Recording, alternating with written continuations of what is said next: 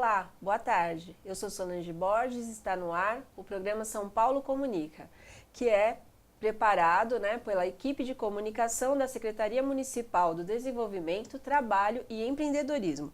Todas as segundas-feiras, ao vivo, a partir das 14 horas, o São Paulo Comunica é transmitido pela Rede São Paulo Saudável, para todas as unidades básicas de saúde e também para os CATs, o Centro de Apoio ao Trabalho, da capital. O São Paulo Comunica dessa semana vai tratar de um assunto bastante importante para todos nós: como lidar com o dinheiro. Deve ser uma dúvida do dia a dia de todos os brasileiros, inclusive. Quem nunca teve problemas para saber o que fazer com o salário, fazer uma aplicação financeira, saber se a poupança é realmente a melhor aplicação? Para entender melhor esse universo das finanças, a gente trouxe um especialista, que é o Mauro Calil. Ele é consultor e educador financeiro e vai ajudar você com dicas para saber como aplicar melhor o seu salário. A gente já está chegando aí no final do ano, 13º, as compras de Natal, viagens de férias, então é sempre bom ter dicas de como lidar com o salário, com aquele ganho a mais que você vai ter. Então o espaço está aberto para você, que sempre nos acompanha. Você pode mandar uma pergunta, a ligação é a cobrar, facilitando aí a sua interação com a gente. Você pode ligar no 9090 31 29 90 92. Repetindo, 9090 31 29 90 92. Boa tarde, Mauro. Boa tarde, Solange. Um prazer. Obrigada por receber o nosso convite aqui do São Paulo Comunica. E vamos já começar esse tema, que é bastante abrangente. Como que a gente lida com o dinheiro, Como que as pessoas podem ser até felizes tendo um bom uso do dinheiro? Bom, isso na verdade é muito importante para nós sermos felizes, Termos o lado das finanças pessoais saudáveis, tá? E via de regra, as pessoas elas procuram se livrar do dinheiro que têm, Eu dei uma palestra em um outro dia, aí na verdade já faz um tempo, e um rapaz levantou a mão, pediu a pergunta e falou assim: professor, eu tenho um sério problema. Se eu não tenho o que pagar, eu arrumo o que comprar. Como é que eu faço para mudar isso na minha vida? E aí a gente deu o caminho, na verdade. O dinheiro passa na nossa vida e a questão são as escolhas que nós fazemos para trocar o nosso dinheiro. Então, quando você troca o seu dinheiro por alguma coisa, aquilo tem que ser realmente importante e bom para você. Ok. E qual que é a maior dificuldade? Você que dá palestras, é professor, tem um contato aí com um universo bastante amplo. O que você nota que é a principal dificuldade do brasileiro nesse dia a dia para lidar com as finanças? Bom, a principal dificuldade é um parâmetro equivocado de educação financeira, tá? Nós temos uma cultura financeira que ela foi formada nos longos períodos de inflação elevadíssima que nós tínhamos, A gente tem que lembrar que lá na década de 70, 80, meados da década de 80, chegamos a ter 30% de inflação ao mês, Isso é um absurdo. Sim, então, inimaginável nos dias de hoje, Então, o que acontecia? A educação financeira, ela dizia o seguinte: receba o seu salário, receba a sua renda, receba o seu dinheiro e já corre para gastar, porque amanhã você vai comprar menos do que você compraria hoje. E isso foi trazido para os dias atuais, onde não é verdade isso. Você hoje tem muito maior poder de compra se você guardar, juntar todo o dinheiro que você tem para comprar determinado objeto e vai negociar falando assim: eu vou pagar à vista, qual é o desconto que você me dá? Então, ao invés de comprar você compra aquilo que você quer e ainda sobra dinheiro. Então, indo no seu raciocínio, a gente tem uma negociação muito melhor quando você faz a sua economia e vai para o mercado para fazer aquele pagamento à vista. Exatamente. Mas culturalmente também a gente tem aquela ideia que parcelando você vai conseguir ter um objetivo, mesmo que seja uma prestação um pouco mais longa, você não vai acabar com aquela economia que está lá no banco, Parece que a gente fica olhando para aquele extrato e fala: não, eu tenho um dinheirinho guardado. Será que isso também não confunde um pouco as pessoas? Confunde muito. E na verdade é um raciocínio errado, tá? Bom, Eu tenho 2 livros, né? Um que se chama Receita do Bolo, que te ajuda a juntar R$1 milhão, e o outro que se chama Separe uma Verba para Ser Feliz, que te mostra como você pode consumir hoje e ainda formar um patrimônio para o futuro. Um exemplo muito legal desse segundo livro é o caso do eletrodoméstico. Então imagina que você vai comprar uma televisão de plasma, tá? Uma televisão de tela plana. E você fala, poxa, a parcela cabe no bolso. Então são R$500 por mês, tá? Durante um ano, portanto são R$6 mil.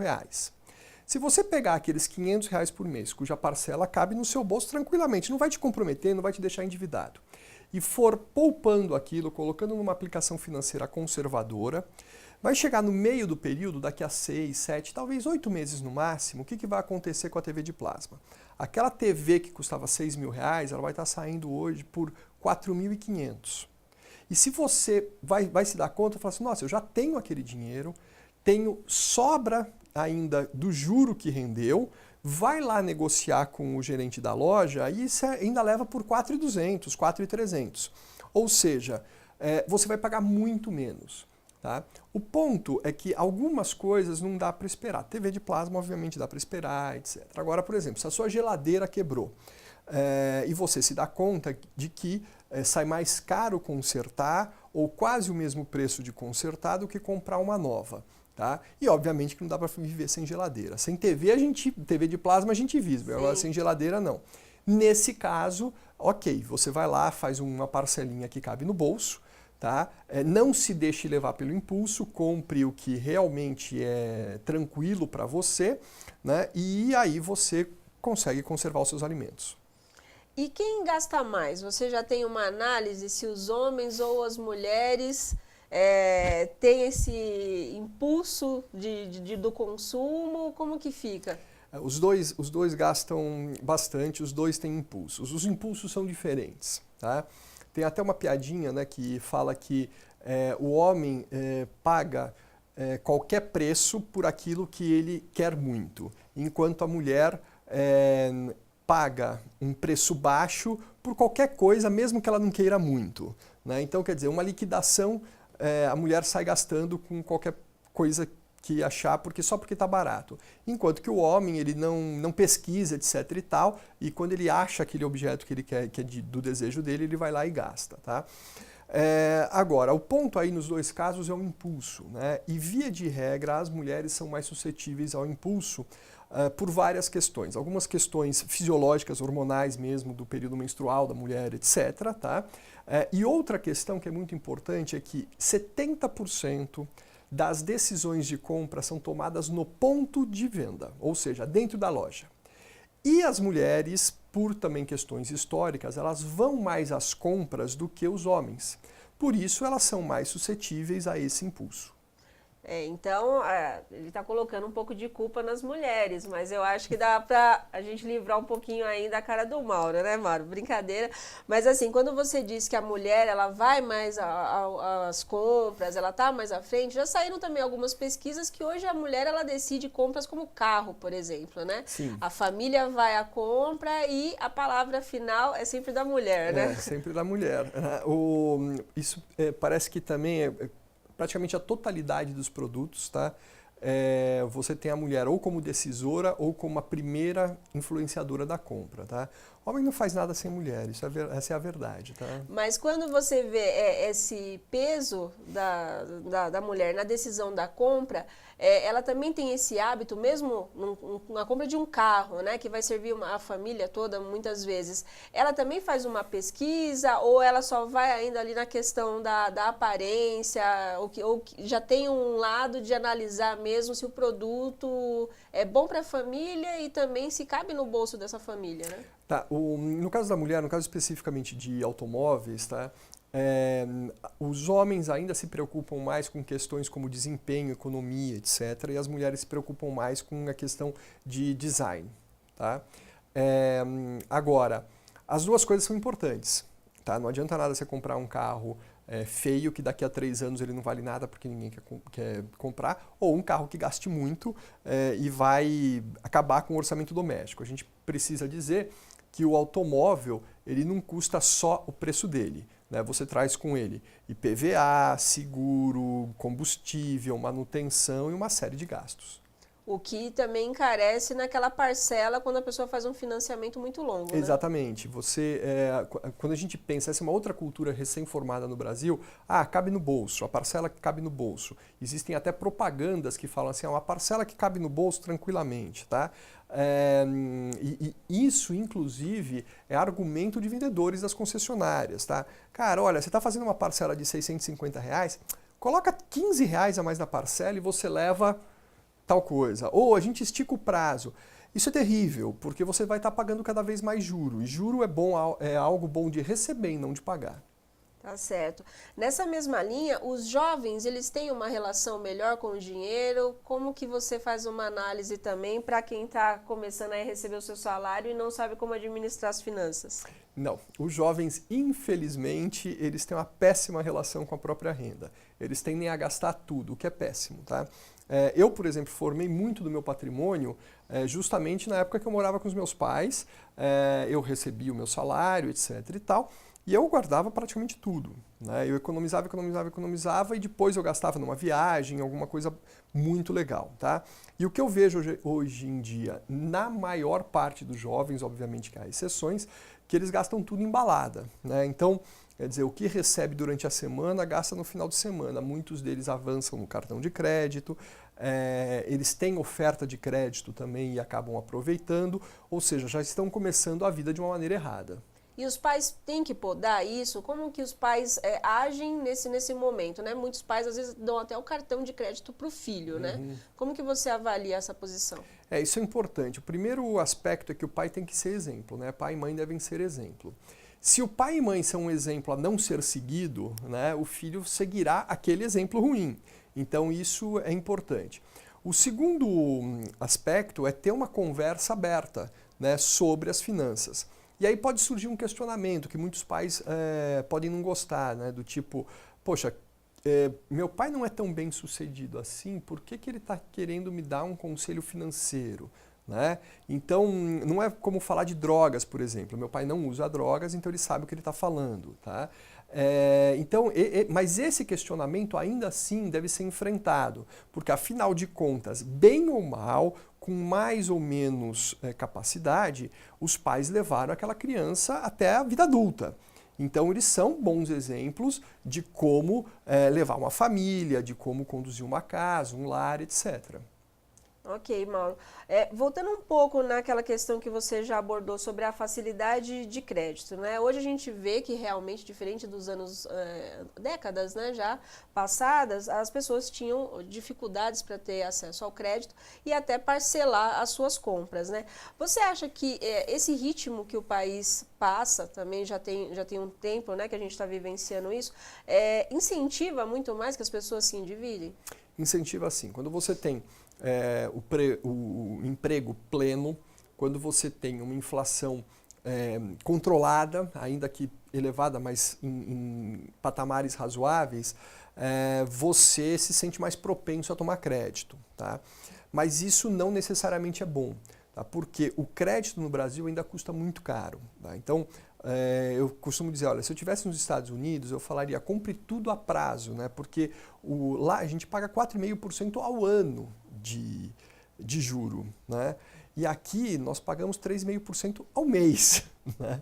Então, é uma diferença muito grande. Tá? Então, o que importa mesmo é você selecionar. Eu não estou dizendo, olha, não tome crédito em hipótese alguma. Né? Esse caso da geladeira que eu já mencionei. Outro caso que pode ser, por exemplo, estourou o encanamento da tua casa e você não tinha reserva nenhuma, tem que fazer uma reforma de emergência, tome crédito, porque você não vai ficar sem tomar banho, com água vazando, etc. Tá? Então, nesses aspectos emergenciais, ok. Agora, não para comprar, voltando, né, àquele eletrodoméstico, a quarta televisão de plasma, entendeu? Mais um automóvel na garagem, sendo que já tem mais carro do que gente para dirigir e assim por diante. E como que essas pessoas que já têm essa dívida podem resolver melhor essas questões, né? Hoje a gente já tem até algumas medidas, né, de você transferir sua dívida para um outro banco? Já tem uma avaliação de como isso refletiu já no mercado? Tem. Bom, para quem tem dívida, a gente tem que separar duas classes de endividados, tá? Os endividados que estão com as contas em dia, ou seja, as parcelas em dia, e os endividados que estão atrasados ou inadimplentes, tá? Se você está com as suas parcelas em dia, basicamente o que você deve fazer é checar o teu orçamento, tá? Pega uma planilha, um aplicativo, o que quer que seja, e tente ir pagando ao invés de uma, a cada 3, 4 meses você paga 2, porque aí você se livra dessa dívida rapidamente e você vai acabar tendo uma capacidade de poupança e formação de patrimônio grande. Agora, para aquela pessoa que está inadimplente, ele tem que fazer uma listinha, saber para quem ele deve, quanto deve, qual é o juro, qual é o prazo, verificar a capacidade de pagamento e aí junte tudo que você pode, inclusive até vender, aquela bicicleta que está parada, aquela coleção de vinil que você vai vender para o sebo, etc. E vá negociar suas dívidas, tá? Priorize as dívidas mais caras, que são aquelas que têm juro mais alto. Faça a negociação, honre essa negociação e não volte, por favor, a ficar endividado. Então tá ótimo. Mauro, a gente já está terminando o nosso primeiro bloco e eu gostaria que você deixasse para quem nos acompanha os seus contatos, se houver palestras, né, que o público também possa participar, já deixa aí a sua agenda. Bom, basta você entrar em www.academiadodinheiro.com.br e lá você encontra toda a sorte, toda a nossa agenda, etc. e os contatos para quem quiser ter algum tipo de orientação. academiadodinheiro.com.br. Então vamos para um rápido intervalo e voltamos com mais dicas do Mauro aí sobre as finanças, o seu salário. Fique aí com a gente. Até lá.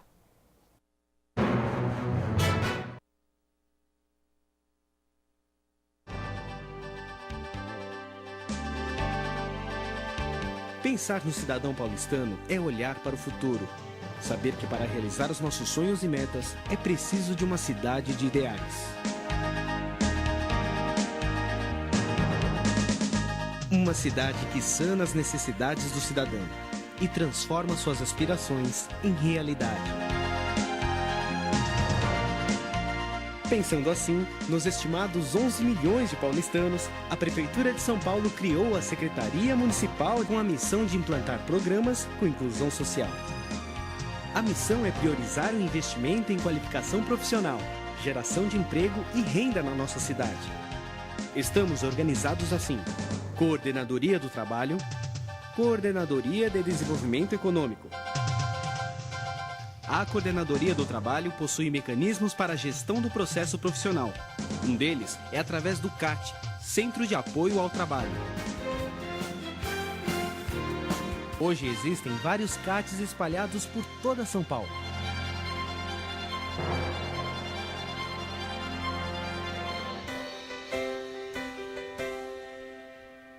Nos programas de qualificação, a Coordenadoria do Trabalho tem por finalidade ações de promoção da qualificação social e profissional, destinadas aos cidadãos de baixa renda e em situação de vulnerabilidade social. A supervisão trabalha com programas que promovem e incentivam o empreendedorismo na cidade de São Paulo.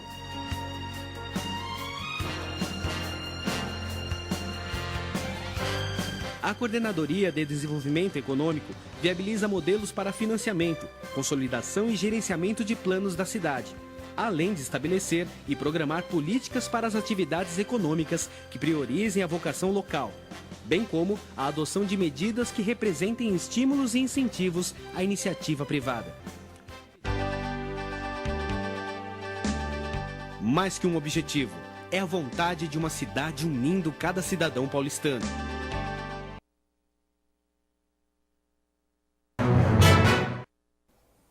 Estamos de volta com o São Paulo Comunica e a nossa entrevista especial da semana é com o Mauro Calil. Ele é consultor e educador financeiro. Mauro, você estava contando aqui para a gente um pouco também do uso de planilhas, né, para uma melhor organização do dia a dia da pessoa, ou mesmo da família.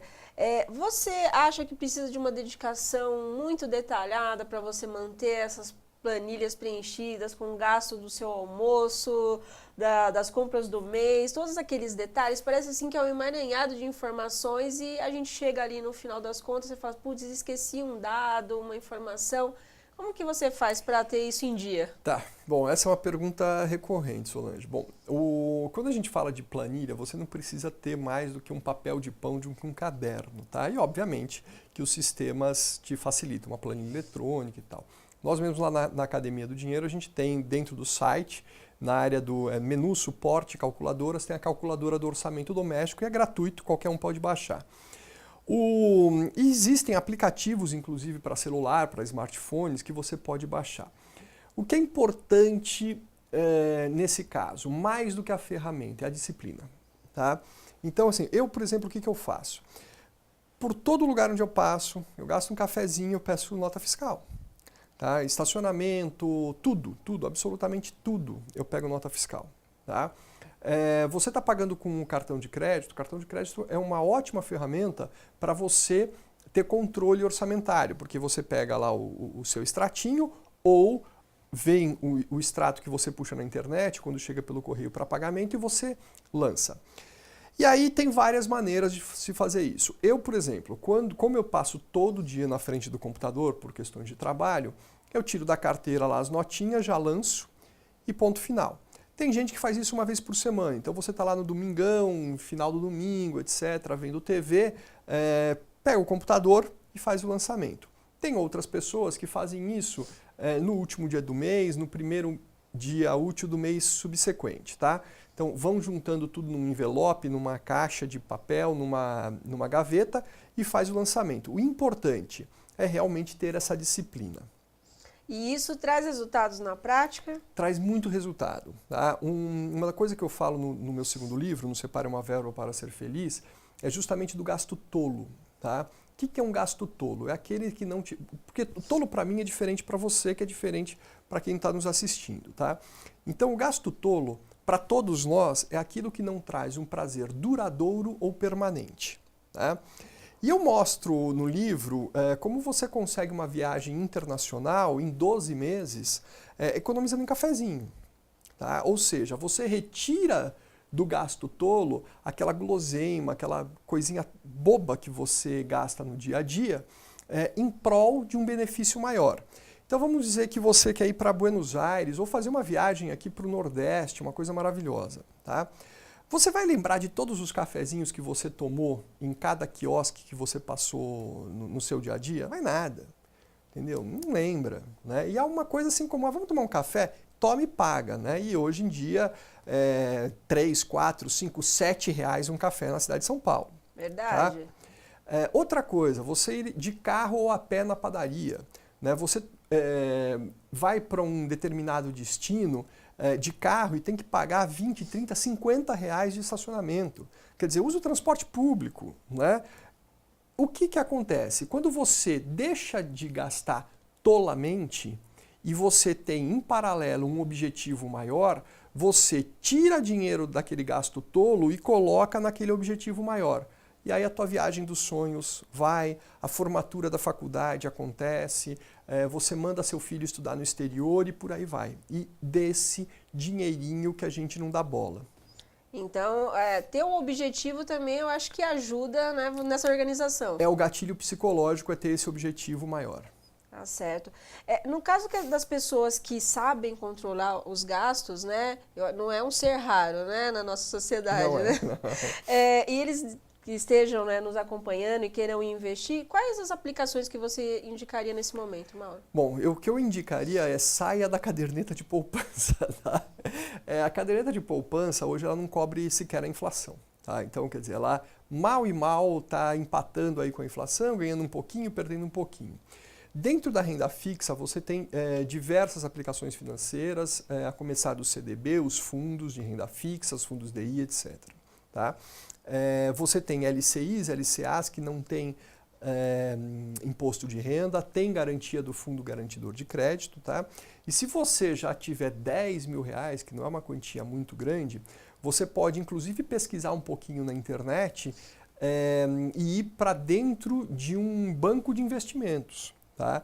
Ou seja, você sai do grande varejo bancário, daquelas grandes redes de banco que lucram muito justamente porque entregam pouca rentabilidade aos seus clientes, e você vai para um banco de investimentos, para uma corretora de valores, onde você pode aumentar em 20%, 30% a sua rentabilidade. Tá certo. Investir em previdência privada ainda é um bom negócio? Em que idade que a gente deve pensar nisso? Tá. A previdência privada ela não é um investimento comum. Tá? Ela realmente deve ser levada em consideração para aposentadoria e não para juntar dinheiro durante 3, 4, 5 anos e depois resgatar. Tá? A previdência privada ela só tem finalidade dentro do planejamento financeiro pessoal e familiar quando você considera a aposentadoria. E para fazer um bom plano de previdência, você tem que ter aí pelo menos uns 15 anos de prazo. Tá certo. Em relação aos pais, né? Você falou agora aí da poupança, né? E nós pensamos aqui uma pergunta, né? Porque o brasileiro acho que tem uma relação de paixão com poupança, né? Você acha que é importante fazer ou uma aplicação, ou mesmo que for uma poupança para os filhos, pensando já numa faculdade? Em que momento que os pais devem pensar nisso para não chegar naquele momento em que o filho vai para uma universidade, muitas vezes não é uma universidade pública, e ele já ter ali uma garantia que vai conseguir deixar o filho estudando aí por alguns anos? Sim, você deve fazer isso no primeiro dia de vida do seu filho. Tá? Eu invisto em ações para os meus filhos. Tá? E desde da primeira semana de vida deles, eu já tirei o CPF para cada um deles e comecei a investir. Foi até engraçado, uma vez eu estava dando uma entrevista ao vivo numa rádio e a jornalista me perguntou, era uma sexta-feira, véspera do Dia das Crianças, que ocorreria no sábado. Ele falou assim, Mauro Calil, né, o que um educador financeiro dá de presente de Dia das Crianças para os seus filhos? E aí eu falei para ela, eu não dou presente, eu dou futuro. Né? Então, eu troco o presente de aniversário, de Dia das Crianças e de Natal por investimento. Tá? Você pode fazer isso todo mês, eu faço 3 vezes por ano só. Né? E as crianças não vão ganhar presente, que pai terrível e tal. Não, eles ganham presente do mundo, né? Eles ganham brinquedos de avô, de avó, de tio, de tia, padrinho, madrinha, etc. Tá? E o pai dá investimento. Isso lá na frente, obviamente, que eles vão agradecer, eu tenho certeza. Tá certo, Mauro. A gente já está chegando ao final aí do segundo bloco, mas eu acho que é importante ainda você dar uma última dica. A gente está chegando no final do ano, tem 13º, mas ao mesmo tempo a gente sabe que em janeiro é aquela loucura. São os impostos, né? IPVA, tem o imposto da casa, rematrículas. Qual que é a dica importante aí para a gente saber como usar o dinheiro nesse período? Bom, cartilha do uso do 13º, tá? Em primeiro lugar, pague dívidas se você tem, se possível elimine as dívidas. Em segundo lugar, veja o que vai acontecer justamente a partir de janeiro. IPTU, IPVA, matrícula escolar, etc. Tá? Faça uma reserva, aí sim você pode usar a caderneta de poupança ou um fundo de renda fixa de curto prazo, porque você vai ter poucos meses para resgatar. Se ainda sobrar dinheiro, aí você pode investir melhor ou engordar a ceia de Natal ou as férias, etc. Tá? Mas não saia gastando antes e depois correndo atrás do prejuízo. Tá ótimo, Mauro. A gente já agradece a sua participação e você pode repetir os seus contatos para as pessoas que tiverem dúvidas terem onde buscar informações. Ok? É academiadodinheiro.com.br. Lá você tem uma área de contatos, pode dirigir a pergunta diretamente a mim que eu mesmo responderei. Tá ótimo. Agora a gente vai com uma prestação de serviço sobre os CATs com a Aline Oliveira. Boa tarde a todos. Em decorrência de processo licitatório, as unidades do Centro de Apoio ao Trabalho estão com atendimento temporariamente suspenso. A retomada das atividades do CAT está prevista para os próximos dias. Como alternativa, os paulistanos podem se dirigir aos seguintes locais: Superintendência Regional do Trabalho, deve ser feito um agendamento prévio pelo site saa.mte.gov.br. Delegacia Regional do Trabalho, o telefone é 3255-6373. Portal Mais Emprego, maisemprego.mte.gov.br. O Poupa Tempo, o telefone é 0800 772 3633, Portal do Empreendedor, www.portaldoempreendedor.gov.br, e o PACET, que fica localizado na Rua Boa Vista, número 62. Para maiores informações, você pode ligar também no telefone 3397-1502. É com você, Solange. Obrigada, Aline. Estamos chegando ao final do nosso programa. Você acompanhou uma produção da Secretaria Municipal do Desenvolvimento, Trabalho e Empreendedorismo. A equipe de comunicação que prepara esse programa já está preparando o da próxima semana. Fique com a gente e acompanhe aí as novidades do São Paulo Comunica. Até lá!